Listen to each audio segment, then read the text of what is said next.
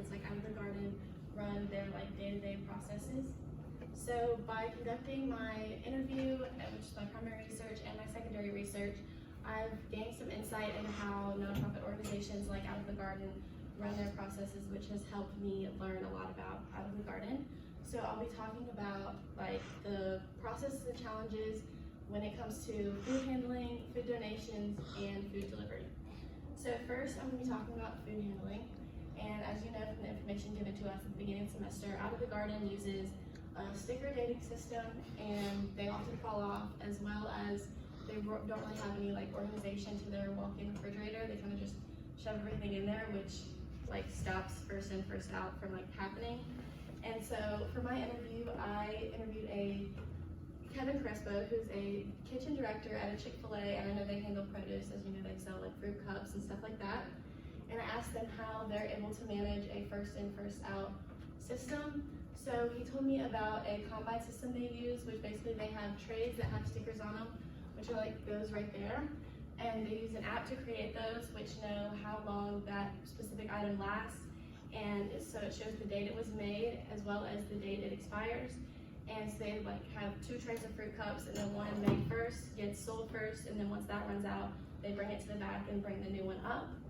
And then in order to like handle first in, first out for like truck deliveries, they have use first stickers, like those orange ones right there. So they do like, if you get strawberries delivered Monday and strawberries delivered Tuesday, they put the use first stickers on the Monday ones, so everyone knows to use that instead of using the Tuesday ones. And so I think that's a very beneficial way of managing first in, first out.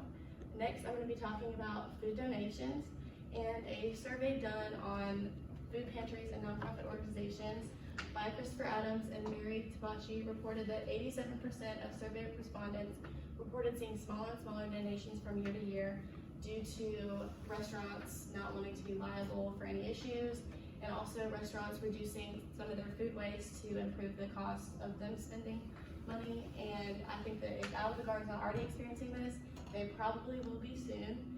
And some of these nonprofits found ways to kind of ensure that they are still receiving food donations, which is an important process since you are kind of based on that.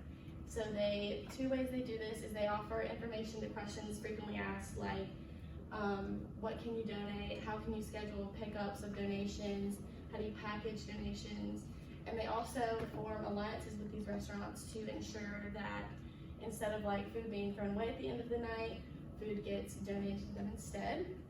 And last, I'm going to talk about food delivery, and that comes in the form of like picking up donations and also dropping off donations to communities or schools or wherever they drop off to.